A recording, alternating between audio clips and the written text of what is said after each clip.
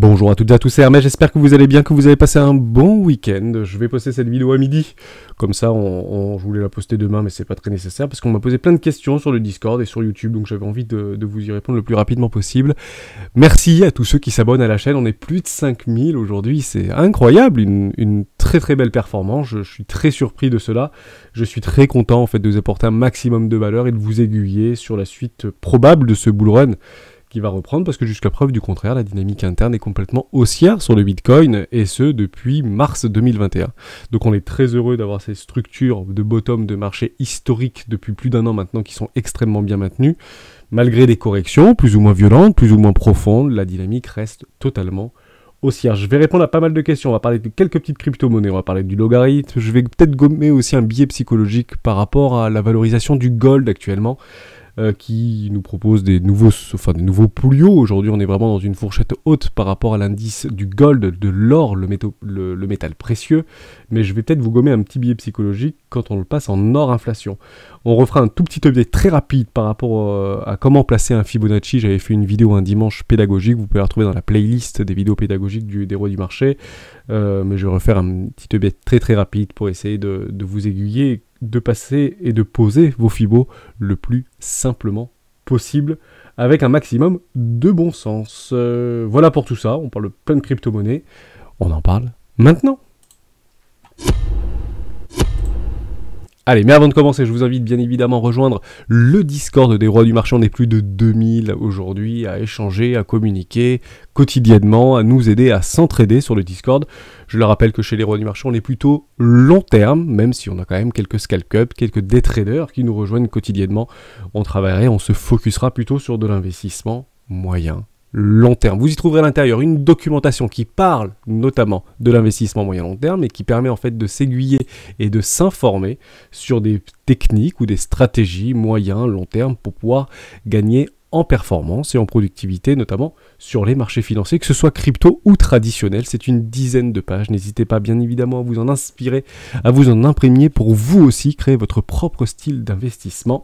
C'est le plus important sur les marchés financiers quand on vient d'arriver ou quand on est quelqu'un d'initié, c'est d'avoir un plan et de le suivre coûte que coûte. On va parler un peu Bitcoin, donc on fait rien sur le Bitcoin, toujours dans ce range, on va passer en daily.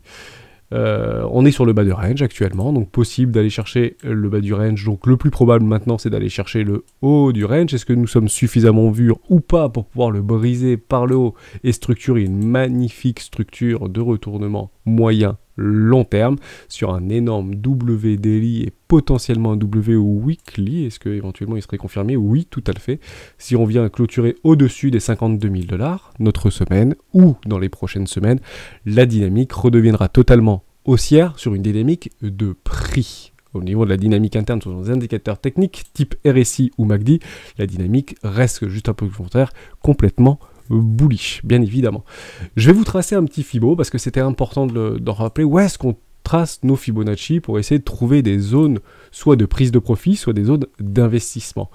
Sur le Bitcoin, on peut en tracer 3 assez simplement. On va chercher les précédentes structures de bottom, par exemple ici, sur un retournement de tendance de prix sur un W weekly précédent.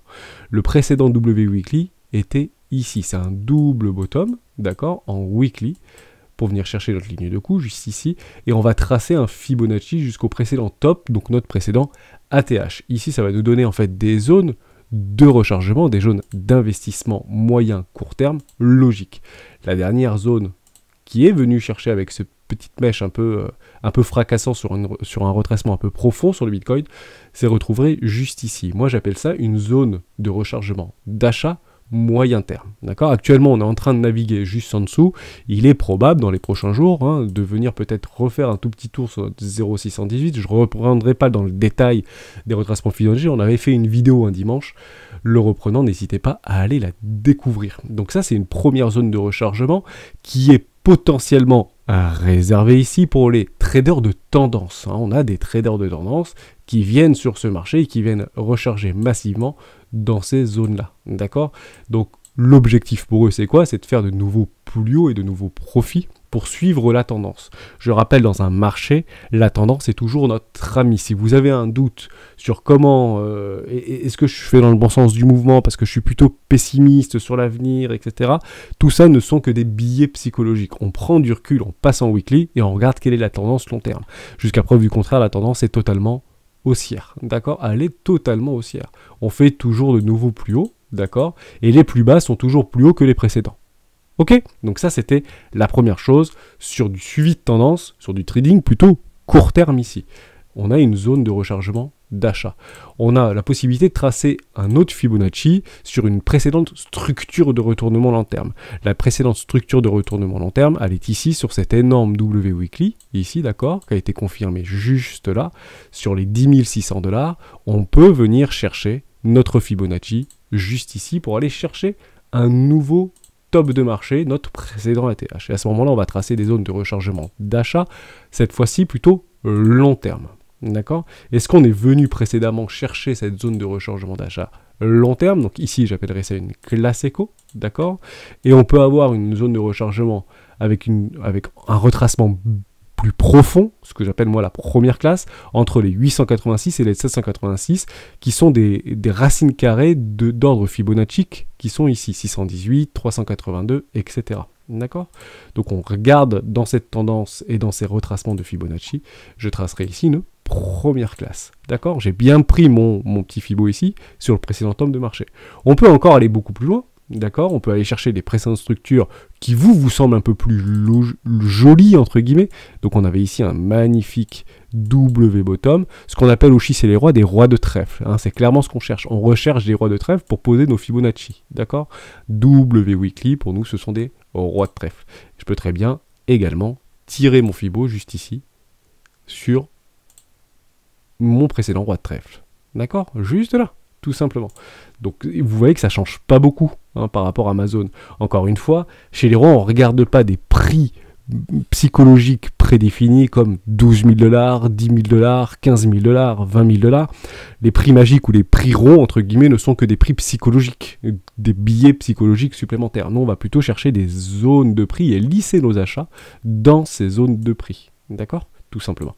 Donc ça, c'était très important. Il y a une troisième possibilité. La troisième possibilité, c'est d'aller chercher le plus bas connu sur un actif. Et généralement, sur 99% des cryptoactifs, c'est proche de 0 €.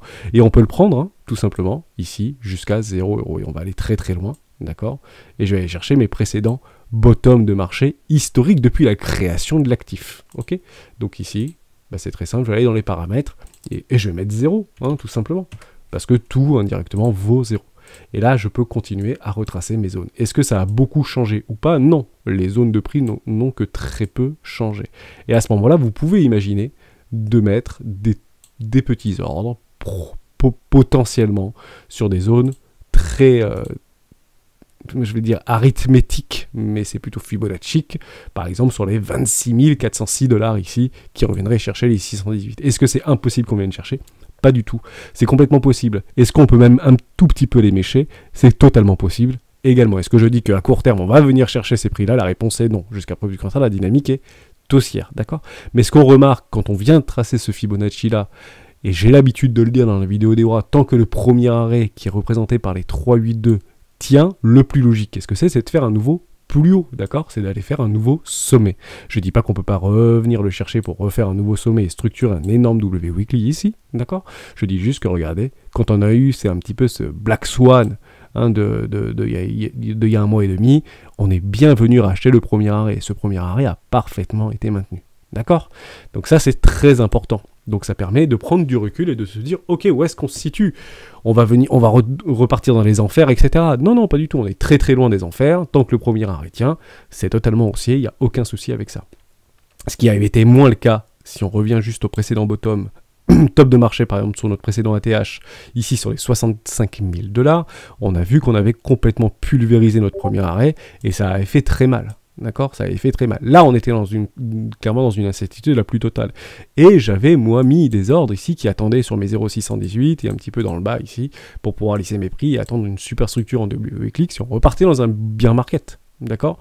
Au même titre que ici, quand on parlait de Dead Cat Bounce, c'était parfaitement possible qu'on vienne chercher des nouveaux plus bas, d'accord?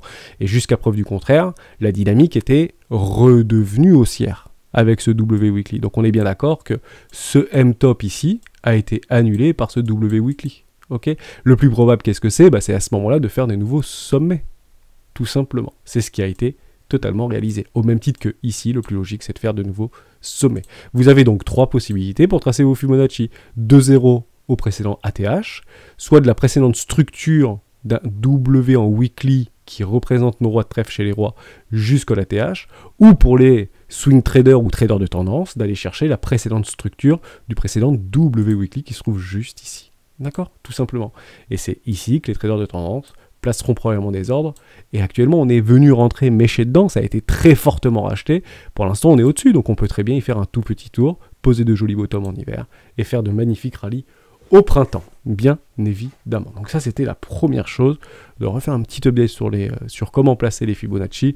De mon point de vue à moi, je vais chercher le 0. Je vais charger mon précédent ATH. Et je peux tracer mes zones de rechargement d'achat très long terme sur le Bitcoin, et j'attendrai pour acheter massivement du Bitcoin qui vienne dans cette configuration de marché tant qu'on ne vient pas casser le précédent plus haut des 69 100 $, c'est d'en racheter à minimum quand il reviendra à 26 400 $. Voilà, c'est là où moi je rachèterai du Bitcoin si il vient me donner la possibilité d'en racheter à 26 400 $. Et s'il ne vient pas, à ce moment-là, j'attendrai, c'est pas grave. S'il fait de nouveau plus haut, qu'est-ce qui se passera? C'est très simple, hein. Il fera de nouveau plus haut, il fera sa petite vie, pourquoi pas les 160 000 $, qui sait, hein, on ne sait pas de quoi il fait l'avenir. On attendra une énorme structure de retournement en M-top en weekly, juste ici, et pourquoi pas venir à ce moment-là chercher une zone de rechargement long terme. Et à ce moment-là, très simple, je tirerai mon Fibonacci jusqu'au top qui actuellement n'existe toujours pas. Le précédent top, il est sur les 69 000 $, on vient de le dire, et j'irai rechercher, regardez, juste ici, dans une zone de rechargement long terme. À ce moment-là, vous allez me dire, oui, mais Hermès, t'es bien gentil. Malheureusement, si tu achètes maintenant du Bitcoin à 47 000 $, ça te coûtera moins cher que si tu dois en racheter à 62 000 $ quand il serait monté à 160 000 $. Vous avez totalement raison. Le problème, c'est que je ne sais pas si le Bitcoin va arriver à 162 000 $. Ou à 150 000 $ ou 250 000 $.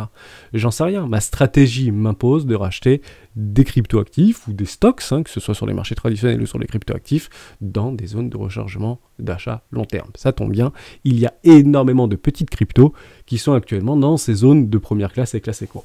Et on va y venir juste après. Je gomme tout de suite un biais psychologique concernant le gold. On va y revenir, c'est très intéressant, je suis en weekly. Et là, actuellement, on voit qu'on est en train de faire de nouveau plus haut, enfin, on est en train de travailler dans des bornes très très hautes du gold. Le gold est considéré comme un asset ou comme un actif refuge, un refuge de valeur qui permet de contrer l'inflation, d'accord, et de survivre à l'inflation. On imprime de plus en plus de billets, même si c'est engendré par la dette et de nouvelles dettes sur le très long terme, etc. L'idée, c'est qu'il y a de plus en plus d'argent sur plus en plus de liquidités dans le secteur économique, et on voit bien que le gold, en fait, répond bien à cette augmentation de valeur ou de richesse, entre guillemets, d'impression monétaire, pour pouvoir contrer cette inflation. Or, on se dit, mais c'est peut-être pas la meilleure solution, c'est peut-être pas d'acheter du gold, parce qu'actuellement on est très haut, il peut très bien descendre très fort. En réalité, on n'est pas si haut que ça, puisque si on enlève en fait cet effet d'inflation, car le gold est censé en fait contrer l'inflation, et faut le passer en fait hors inflation. Et pour ce faire, si vous voulez enlever l'inflation donc due à l'impression monétaire sur les actifs financiers, moi j'ai l'habitude de faire /M2, d'accord? Alors c'est plus M2 maintenant, c'est WM2NS. En fait, ça permet en fait de retirer sur cet indicateur technique l'impression monétaire. Et à ce moment-là, on voit tout autre chose. Hein, on voit même quelque chose de très intéressant, c'est qu'on est en train de travailler actuellement sur le gold une zone de rechargement d'achat long terme. Vous voyez qu'on est en train de travailler dedans. Ok? Donc on est loin des nouveaux plus hauts de 2011, ici. Juste après, en fait, le crack de 2008. Il y avait eu un crack de subprime en 2008. Derrière, on avait fortement retracé. Et on avait fait un super rallye jusqu'en 2011-2012. Vous vous rappelez? Sur le gold. Et là, on est où, là? On est relativement bas. Puisqu'en fait, qu'est-ce qui se passe ici? Pourquoi on voit que ça baisse? C'est parce que l'impression monétaire est bien supérieure par rapport à l'augmentation du gold. Ok? Donc c'est ici que les institutionnels commencent à réaccumuler du gold. C'est dans ces zones de rechargement. Si votre objectif, c'est de ne pas perdre d'argent et de ne pas subir l'inflation, c'est maintenant qu'il faut réaccumuler du gold, par exemple. D'accord ? Donc ça permet de vous gommer un biais psychologique. Le gold, non, n'est pas si haut que ça. D'un point de vue facial, il est extrêmement haut, oui, mais si vous prenez l'inflation, si vous enlevez l'inflation, il est dans une zone de rechargement, d'achat long terme, ici. Ok ? Tout simplement. D'ailleurs, c'est beaucoup plus haut que ça, parce que je crois que c'était dans les années 69, c'était ça, où ça avait dépassé les nouveaux sommets au niveau du gold. Là, on est beaucoup plus bas. Hein. On va regarder, est-ce qu'on l'a ou pas ? Oui, c'était ici en 79. Voilà, donc là, on avait pris 81, donc on était à peu près ici. Donc vous voyez que le gold a fortement augmenté, mais si vous prenez par rapport à l'inflation, il a plutôt diminué. C'était important. Biais psychologique, donc on peut très bien retrouver du gold en cas de nouvelles crises financières sans précédent, on parle de plus en plus d'Evergrande, etc. Bah évidemment qu'on pourra avoir un gold partir sur les 3, 4, 5, 7, 8 000 $, pourquoi pas, je ne sais pas, lance, qui sait, on ne sait pas de quoi est fait l'avenir. Et à ce moment-là, est-ce qu'on se posera la question de, enfin, est-ce que le Bitcoin prend à bras le corps son rôle de valeur refuge ? Et à ce moment-là, il pourra très bien atteindre 50% de la valorisation de la capitalisation de l'or. Actuellement, la capitalisation de l'or, c'est 10 000 milliards de dollars. Si on prend la valorisation du Bitcoin, c'est 1000 milliards. D'accord ? Si le Bitcoin devient juste à la moitié de la capitalisation du gold, bah on fait x5 sur le Bitcoin. D'accord ? Donc ça aussi, c'est des choses qu'on peut éventuellement réfléchir pour pouvoir se construire un patrimoine d'actifs financiers qui permet en fait de contrer l'inflation, tout simplement. Attention, jusqu'à preuve du contraire, le Bitcoin reste une valeur extrêmement risquée. Extrêmement risquée. Pourquoi ? Parce que très corrélée aux valeurs à risque, tout simplement. Donc ça, c'était très important. Je vais répondre à la question de Fabrice. Fabrice, c'était intéressant. Bonjour Hermès et merci pour tes vidéos. Bah, merci à toi de me suivre. C'est un mineur, Fabrice. Il sort à peu près 3 Ethereum par mois. Et autant dire que lorsque le cours bouge, bah, je me fais des hauts de cœur dans le bon et dans le mauvais sens, bien évidemment. Et là, il me demande, en fait, l'objectif des mineurs d'Ethereum, c'est qu'ils sont un petit peu embêtés, puisqu'il y a le 2.0 qui va arriver, donc on va passer d'un proof of work à un proof of stake, plutôt sur la preuve d'enjeu et non pas sur la preuve de travail. Est-ce que ce serait peut-être intéressant de vite retourner sa veste pour aller miner du Ravencoin, ou aller miner du Flux, ou aller miner autre chose ? Bon, les mineurs sont des opportunistes. Ils sont là pour sécuriser le réseau, pour passer des transactions, d'accord ? L'objectif, c'est que vous allez là où c'est le plus rentable. Pendant que, si toi, Fabrice, tu penses que Ethereum, c'est plus rentable pour toi, et que t'as tes GPU et tes cartes graphiques qui permettent de miner de l'Ethereum, au même titre qu'elles pourront probablement miner d'autres crypto-monnaies demain. On prend pas l'exemple des ASICs par rapport au Bitcoin, qui est plutôt focus Bitcoin sur les ASICs. Bon, ça peut être intéressant, pourquoi pas, d'aller diversifier, au même titre qu'on peut diversifier son portefeuille de crypto-actifs, de diversifier son minage. D'accord ? Donc ça peut être une chose très intéressante. Maintenant, allez voir les crypto-actifs qui ont le plus de potentiel en termes de rendement, au même titre que les Ethereum l'a eu pendant toute l'année 2020-2021, personne ne sait. Encore une fois, personne ne sait. On fera des arbitrages par rapport à sur quoi on mise, entre guillemets. Après, j'avais souvenir que les mineurs, pour payer les frais d'électricité, etc., avaient vocation à revendre relativement vite leurs jetons. Si c'est pas le cas pour toi, tant mieux. Tu peux très bien accumuler des jetons, et puis à ce moment-là, en termes de retournement de marché un peu violent, etc., comme les mineurs et comme les traders, tout le monde vendra à peu près au même moment. C'est ce qui, en fait, crée ces Black Swan et ces gros crashs, avec des bougies assez violentes. On peut parler de Ravencoin si tu veux. Est-ce que ça peut être intéressant ? Je ne sais pas, d'un point de vue minage, d'accord ? Mais en tout cas, actuellement, c'est plutôt intéressant d'aller voir du Ravencoin. Peut-être pour les mineurs, je ne sais pas, mais d'un point de vue fondamental, ça tient, me semble-t-il, la route. Actuellement, on est dans un énorme triangle. Mais est-ce que c'est plus intéressant d'aller voir du Ravencoin que du Flux ou que de... Il faut regarder les fondamentaux. En fait, on ne connaît pas le déplacement de la valeur d'un asset. J'imagine que on parle un petit peu de Casper actuellement. Donc Casper, c'est pas du Proof of Work, c'est plutôt du Proof of Stake. Mais actuellement, il n'est pas vraiment listé sur beaucoup d'exchanges, ou en tout cas sur les gros exchanges. Il a été envoyé, les premiers ICO a été fait sur les 1 centime de dollar. Aujourd'hui, c'est 12 centimes de dollar. Oui, il est monté à plusieurs dollars, mais derrière, il a perdu 90% de sa valeur. Bon, on ne sait pas dans quelle direction ça va aller. On ne sait pas dans quelle direction le cours d'un actif va aller. Pourquoi ? Parce qu'on ne connaît malheureusement pas l'avenir. Mais est-ce que c'est plus intéressant d'aller miner ce type de coin par rapport à un autre Bitcoin ? C'est très personnel en réalité. C'est toi ce que tu vois par rapport à la configuration de marché et de voir les promesses d'un actif financier en particulier sur un cryptoactif donné. C'est plutôt comme ça en prenant du recul.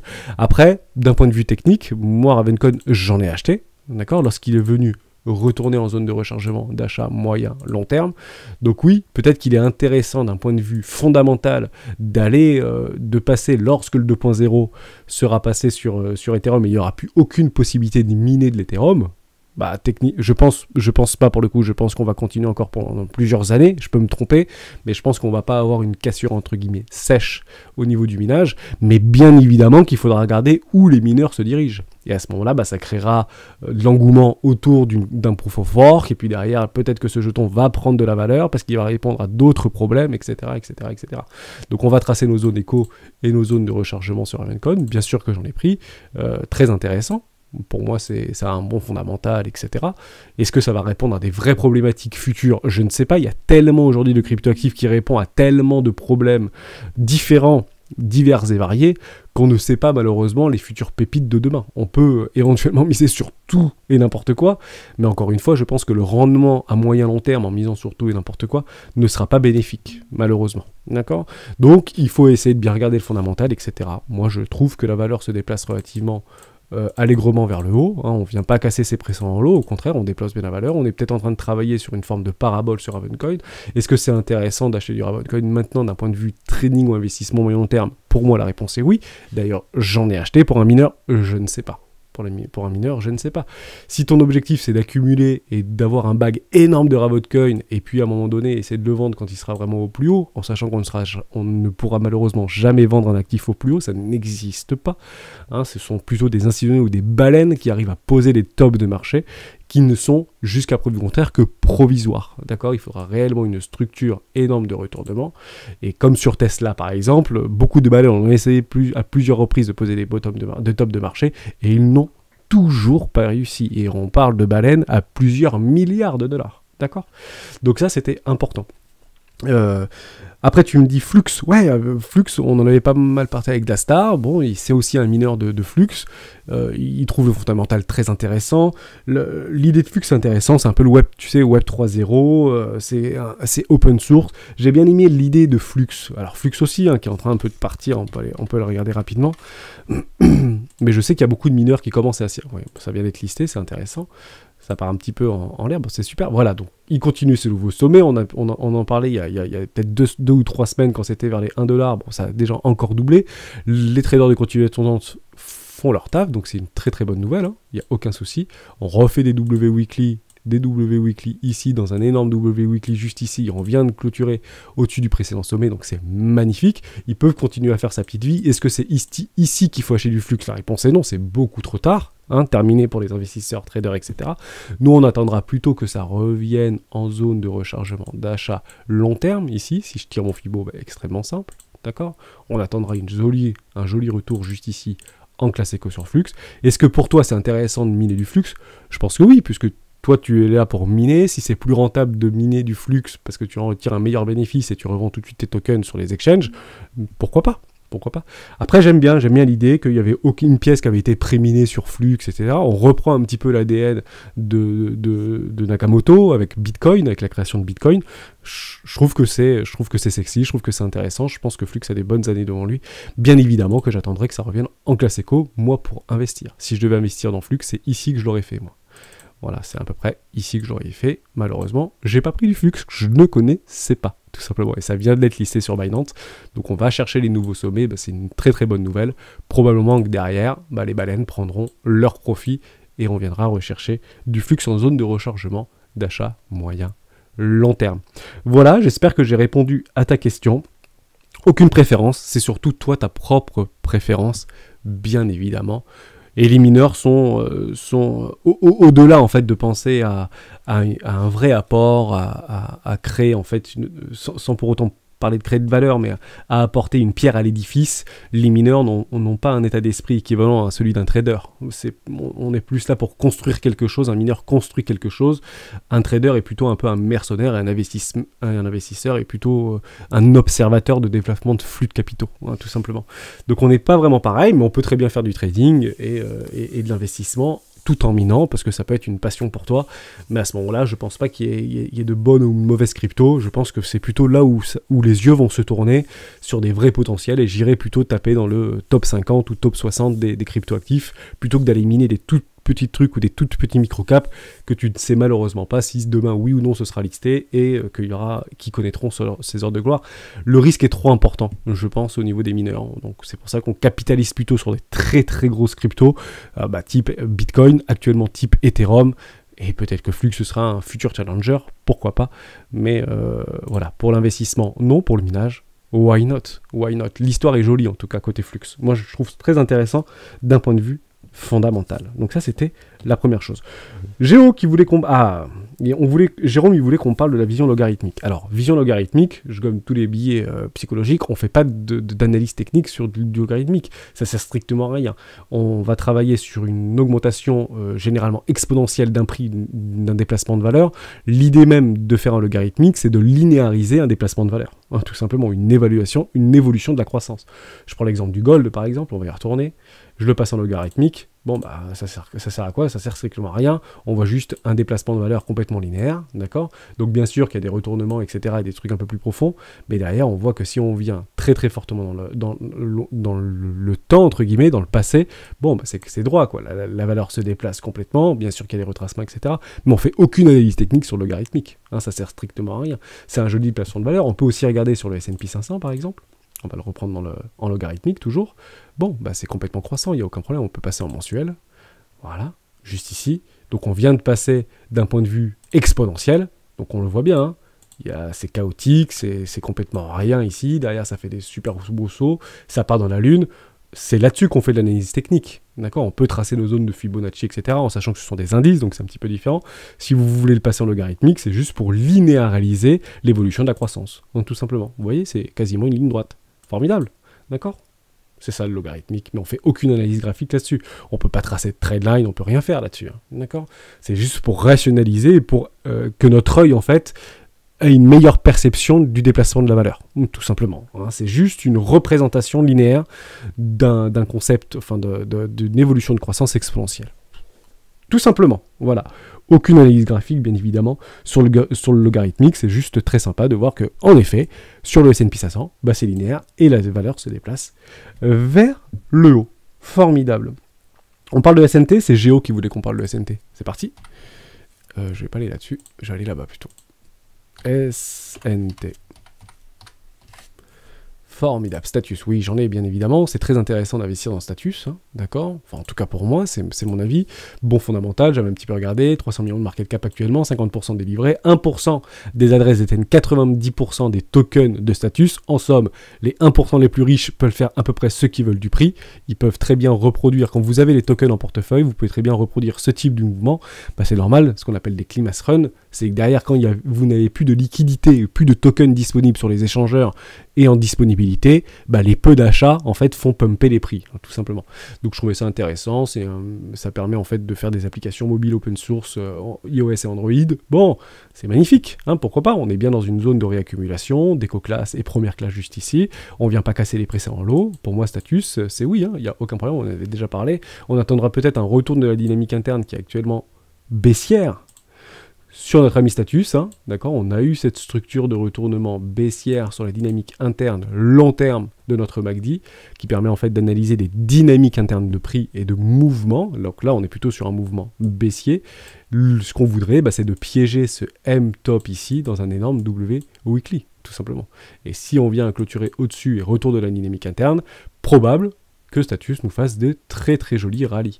On est un peu des warriors, les plus patients attendront bien évidemment la cassure du premier arrêt qui se trouve juste ici, d'accord? Je vais vous le déplacer un tout petit peu, hop, voilà, là on a bien notre premier arrêt, juste là. Tant qu'on ne vient pas casser le premier arrêt, le plus probable c'est quoi? Comme sur beaucoup de cryptoactifs, c'est de faire un nouveau plus bas. Ok, donc oui, c'est difficile d'acheter des cryptoactifs en zone d'éco-classe, etc. On peut attendre des retournements en daily, avec des petites structures, etc. Plus le W est gros, ici, comme un W weekly, la structure pour moi m'a été donnée ici, on vient juste rechercher les lignes de coût, ici. Alors, les lignes de coût, c'est quoi? C'est vrai que je passe un peu vite. C'est quand vous avez en fait une magnifique structure ici, D'accord? Vous n'êtes pas obligé de prendre les mèches, parce qu'il y a tellement de volatilité sur les cryptoactifs que les mèches, des fois, on prendra Neblio ce week-end, qui a fait un plus 100% et qui est retombé dans les abysses. Bon, on va aller savoir, hein, c'était la petite fluctuation du week-end, un petit peu up and dump. Bon, on vient bien travailler sur des clôtures de bougies en weekly, notre ligne de coup, hein, c'est juste en fait là, le milieu de notre W bottom ici. D'accord? Bon, bah ça se travaille, super. Pour moi, la valeur se déplace complètement. On est peut-être en train de travailler sur quelque chose de parabolique ici. On ne sait pas de quoi est fait l'avenir. Je pense que Status a un bon fondamental. Pour moi, c'est ma pièce sans aucun problème. On ne met pas 50% de son capital dans ce type de cryptoactif, mais on peut très bien mettre 1, 2 ou 3% de son capital sans aucun problème. On ne prend pas un très très grand risque à aller chercher éventuellement des zones de take profit complètement logiques sur Status autour des 23 centimes de dollars. Je vais parler de ça, c'était très intéressant. Il y a Baldacchino qui voulait qu'on parle de Staffy. Staffy, c'est un petit projet DeFi qui a été listé sur Binance. Un des premiers d'ailleurs, enfin c'était listé en mars dernier sur Binance, je l'ai suivi, et c'est un tout petit microcap, et j'ai tendance à dire que sur Binance, etc., ils font des grosses recherches sur les fondamentaux, etc., avant de les lister, c'est vrai, et que souvent ils listent des grosses capitalisations. C'est pas systématique. Hein, comme quand vous avez une énorme structure de retournement long terme en W bottom, ça ne veut pas dire qu'on va faire des nouveaux sommets. Rien n'est défini à l'avance, bien évidemment. Mais ça peut être intéressant au niveau de Staffy, USD. Hop, est-ce qu'on l'a ici? Voilà. Formidable. Ça a été listé en mars dernier, je crois, me semble-t-il. Est-ce qu'on a un peu plus d'historique sur d'autres exchanges? Sinon, on ira le chercher. Voilà, il y a un peu plus d'historique sur le Ascendex. Formidable. On va le chercher à 0 parce que je crois que l'ICO a été fait à 10 centimes de dollars. Aujourd'hui, on est à 1,08 $. D'accord? Donc, on va le chercher à 0. Hein. Tout simplement, hein, parce que tous vos zéros, c'est ce qu'on a eu sur le Bitcoin actuellement. Bon, où est-ce qu'on se trouve? On se trouve actuellement dans une zone de rechargement EcoClass, ça peut être intéressant, c'est 11 millions de market cap. Attention, 11 millions par rapport au nombre de jetons qui ont été distribués actuellement, on va aller voir juste après sur CoinMarketCap, pour savoir où est-ce qu'on se situe exactement par rapport à la distribution des jetons. Parce que distribution des jetons égale inflation, automatiquement, donc ça ne veut pas dire qu'il y a nécessairement une prise de valeur au niveau du prix dans les prochains mois, prochaines années. On va regarder où est-ce qu'on se trouve. Donc actuellement, c'est 11% des jetons qui ont été distribués. On est au tout début d'un projet. Si vous achetez maintenant, vous n'achetez pas un token à 13 millions de dollars, vous achetez une market cap à 120 millions de dollars. D'accord?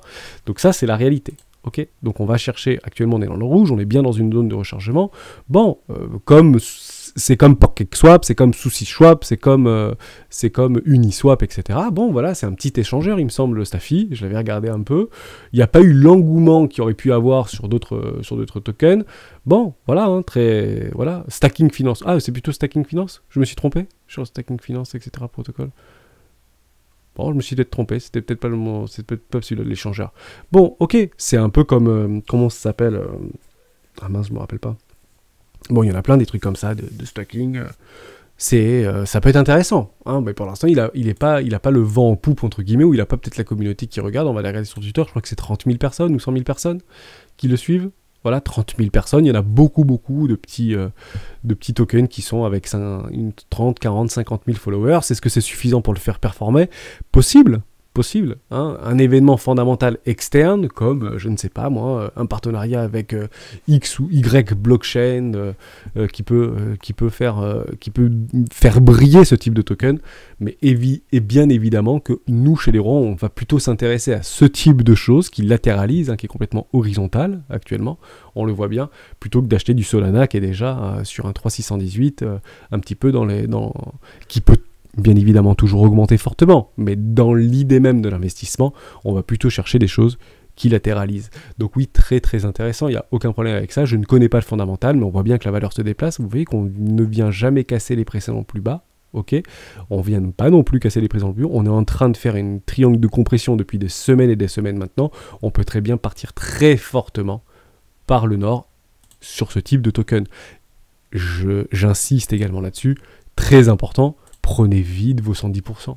Ok, quel que soit le fondamental de ce token, quels que soient les gens qui travaillent derrière, etc., malheureusement, les codes des marchés financiers sont tels que vous pouvez avoir la meilleure crypto du monde qui ne performera jamais. Hein. Donc c'est pas probable, mais ça peut arriver que quelque chose latéralise et que personne ne comprend pourquoi, ou qu'il chute brusquement. d'accord, qu'il chute brusquement, alors que tous les voyants sont au vert. Bah oui, on fait juste un check-out pour sortir les futurs millionnaires, et puis après derrière on fait des jolis rallyes. Prenez rapidement vos profits, mais ça peut être très intéressant. Si on imagine qu'actuellement nous sommes dans un énorme range, hein, d'accord, on peut être dans un très gros range actuellement, juste ici.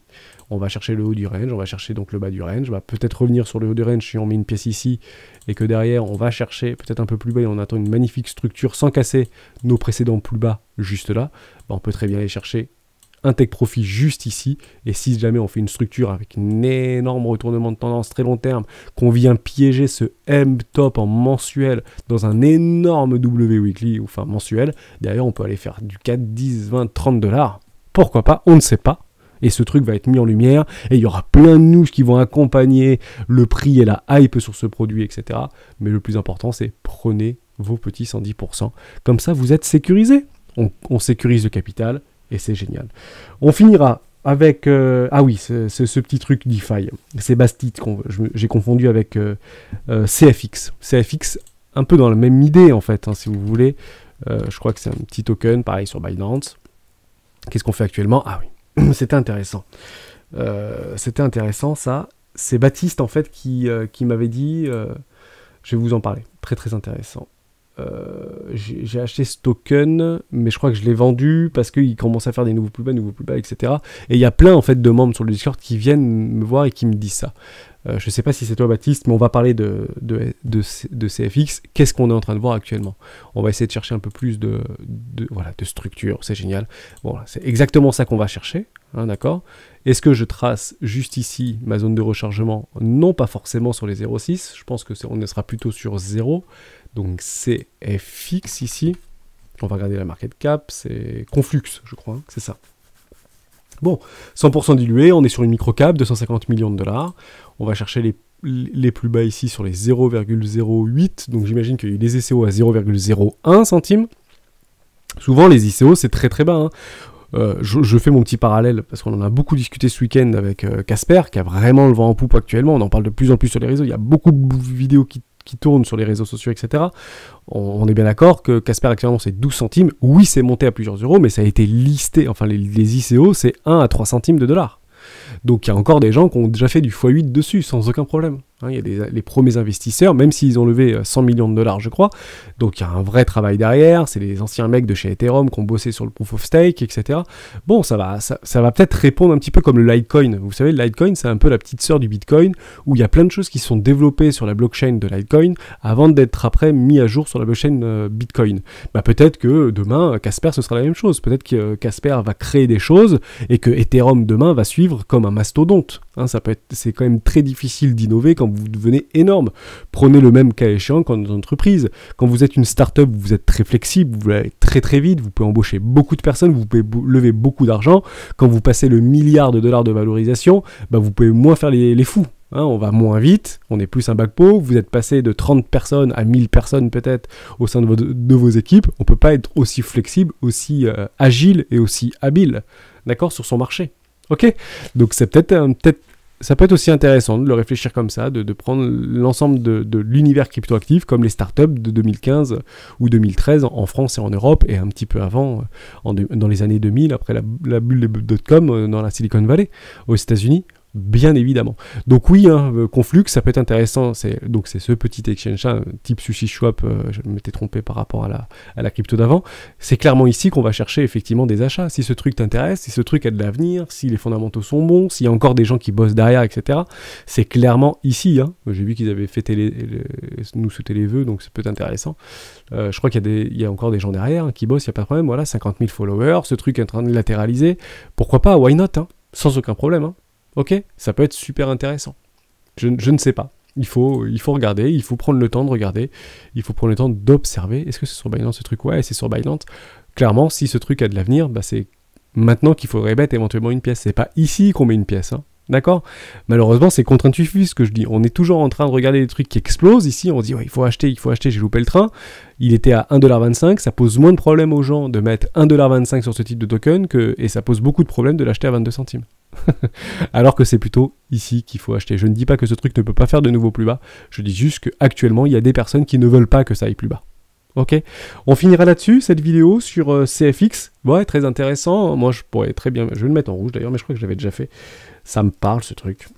Donc peut-être regardez bien le fondamental, on essaie d'en discuter sur le Discord, j'ai plein de fondamentaux à regarder, on essaiera de faire un update, peut-être une fois par semaine, ça peut être intéressant de faire un update sur une seule crypto, de rentrer bien dans le détail, j'en parlerai sur le Discord, et puis après on mettra en commun nos observations, et on fera une vidéo complète sur une crypto, une fois par semaine, sur un fondamental. Peut-être que ça peut être intéressant. Merci à toutes et à tous d'avoir suivi cette vidéo jusqu'au bout. Je vous dis à demain dans une prochaine vidéo des rois du Bitcoin. Ciao!